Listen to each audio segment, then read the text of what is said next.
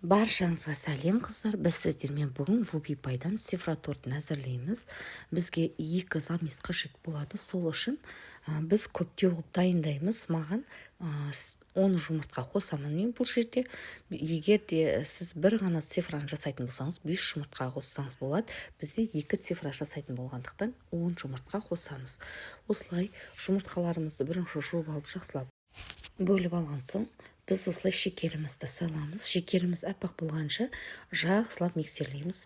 Енді Қазақстан шоколадымызға майымызды қосып, жақсылап ванильный баняда ертіп алып, осылай ерген соң жұмыртқамыздың үстіне салып тағы да миксерлейміз.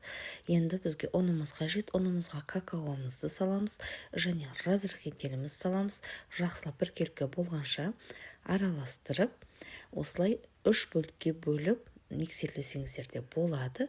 Не болмаса біртіндес салып отырсаңыздар да болады. Осылай ұнымызды салып жақсылап миксерлеп, әдемі осындай бізде смеш шығады. Жақсылап араластырыңыздар, арасында ешқандай комочка қалмауы қажет. Соны қадағалауларыңыз керек. Осылай жақсылап араласқан соң бізде бір келкі осындай масса шығады. Мінекей біздің уже тестамыз дайын болды.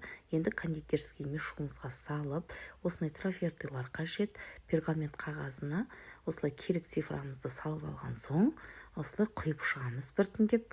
Онан соң лопатканың көмегімен жайып, бетін тегістеп жіберіңіздер. Пешімізді 170 градусқа қыздырып қойып, 10-15 минутта пісіріп аламыз. Пісіріп алған соң осындай бізде әдемі корждар дайын болады. Корждарымыздың шет-шетін қырқып жібереміз пышақпенен. Сонан соң кремімізді осылай шарик етіп жабышамыз.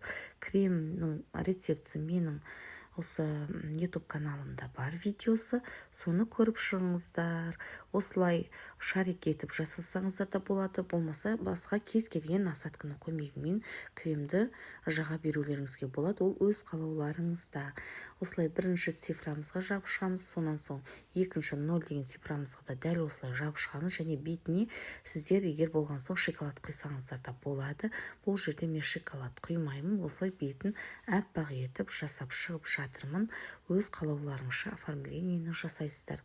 Және өзім қолдан жасаған шоколадтарымды контуринменен бояп, осылай сары етіп беттеріне қойып шығамын. Оны өздеріңіз білесіздер, дүкендегі кез келген алып қойсаңыздар да болады. Мен осылай шоколадты өзім қолдан дайындадым.